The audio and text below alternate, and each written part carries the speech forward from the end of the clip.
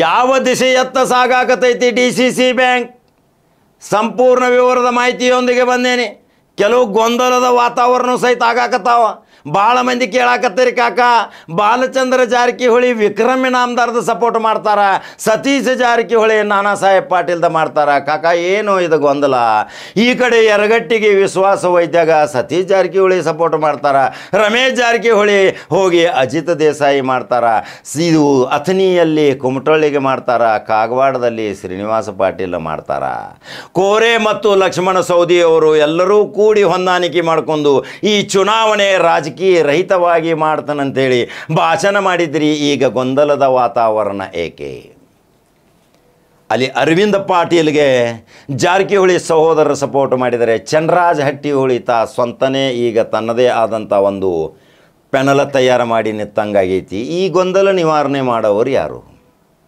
ಬಹಳಷ್ಟು ಕುತೂಹಲಭರಿತವಾದ ಈ D C C bank ತಮ್ಮದೇ ಆದಂಥ ಒಂದು ಪವರ್ ಗೇಮ್ ಸ್ಟಾರ್ಟ್ ಮಾಡ್ಯಾರ ಜಾರಕಿಹೊಳಿ ಸಹೋದರರು.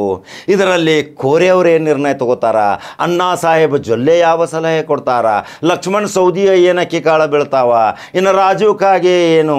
ಈ ಕಡೆ ನೋಡಿದರೆ ರಾಯಬಾಗ ಕ್ಷೇತ್ರದಲ್ಲಿ ಅಲ್ಲಿಯೂ ಸಹಕಾರಿ ರಂಗದ ಧುರೀಣರಿದಾರ.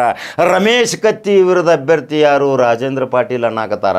ಇವೆಲ್ಲ ಯಾವ ರೀತಿ ಯಾವ ದಿಶೆಯತ್ತ ಹೋಗ್ತಾವ? ಕೊನೆಗೆ ಒಬ್ಬರ ಸಹಕಾರ ರಂಗದ ಹಳೆಯ ಮನುಷ್ಯರು ಒಬ್ಬರು ನಮಗೆ ಭೇಟಿಯಾಗಿ ಹೇಳ್ತಾರೆ, ಕಾಕ ಇದು ಏನು ಜೋರು ಭರಾಟೆ ನಡೆದೈತಿ, ಕೊನೆ ಹಂತಕ್ಕೆ ಹೋಗಿ ಎಲ್ಲ ಕಾಂಪ್ರಮೈಸ್ ಆಗಿ ಹೊಂದಾಣಿಕೆ ಮಾಡ್ಕೊಂಡು ಎಲ್ಲ ಅವಿರೋಧ ಆಕ್ಕಾವ ಅಂತ ಹೇಳ್ತಾರೆ. ಕಳೆದ ಬಾರಿ ಹಂಗೆ ಅವಿರೋಧ ಅದು, ಇದು ಬಾರಿ ಅವಿರೋಧ ಆಗತಾವ.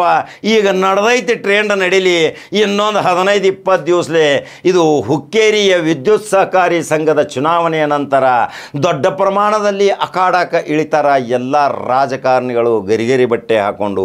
ಈಗಾಗಲೇ ಒಂದೊಂದು ಸುತ್ತು 2-2 ಸುತ್ತು ಜಾರಕಿಹೊಳಿ ಸಹೋದರು ಸುತ್ತಾಡಿದಾರ.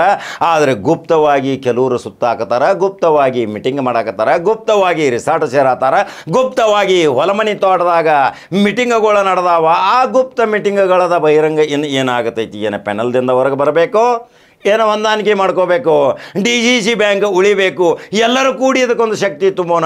ರಾಜ್ಯಾದ್ಯಂತ ಡಿ ಸಿ ಸಿ ಬ್ಯಾಂಕ್ ಚುನಾವಣೆ ಎಲ್ಲ ಮುಗಿದವಾದು, ಫಲಿತಾಂಶವು ಬಂತು. ಈಗ ಅಕ್ಟೋಬರ್ 19ರಂದು ರಾಜ್ಯ ನೋಡುವಂಥ ಈ ಡಿ ಸಿ ಸಿ ಬ್ಯಾಂಕಿಗೆ ಯಾರ್ಯಾರು ಆಗ್ತಾರ ಇನ್ನು ಕಾದ ನೋಡಬೇಕು. ಸೌದತ್ತಿಗೆ ಹೋಗ್ತಾರ, ವಿರೂಪಾಕ್ಷಿ ಮಾಮನಿಗೆ ರಮೇಶ್ ಜಾರಕಿಹೊಳಿ ಸಪೋರ್ಟ್ ಮಾಡ್ತಾರ. ಆ ಕಡೆ ಹೋಗಿ ಅಲ್ಲಿ ಢವನ್ಗೆ ಸಪೋರ್ಟ್ ಮಾಡ್ತಾರ ಬಾಲಚಂದ್ರ ಜಾರಕಿಹೊಳಿ.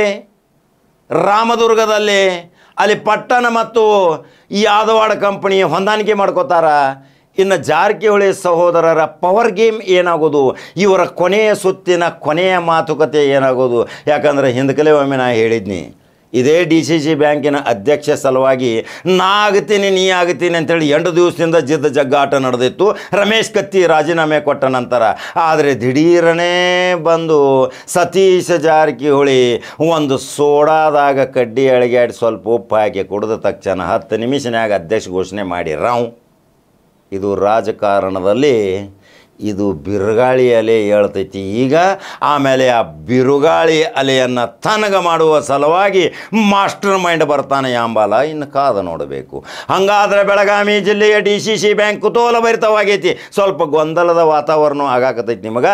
ಆ ಗೊಂದಲ ನಿವಾರಣೆ ಮಾಡುವ ಸಲುವಾಗಿ ಇನ್ನು ಈ ಎಲ್ಲ ಸಹಕಾರಿ ರಂಗದ ಧುರೀಣರು ಯಾವ್ಯಾವ ತಮ್ಮ ರಣತಂತ್ರಗಳನ್ನ ಹೆಣೆದು ಒಂದೇ ವೇದಿಕೆಗೆ ಬರ್ತಾರೋ, ಏನು ಅರ್ಧ ಹಂಚ್ಕೋತಾರೋ, ಏನು ಚುನಾವಣೆನ ಮಾಡೋನು ಕಚ್ಚಿ ಗಟ್ಟಿ ಮಾಡಿ ತೊಡಿ ತಟ್ಟಿ ನಿಲ್ಲೋನು ಅಂತಾರೋ, ಏನು ಅದಾವ ಅನಿಸಿಕೆ ನಿಮ್ಮ ನನ್ನ ಕಮೆಂಟ್ ಬಾಕ್ಸ್ನ ಹಾಕ್ರಿ.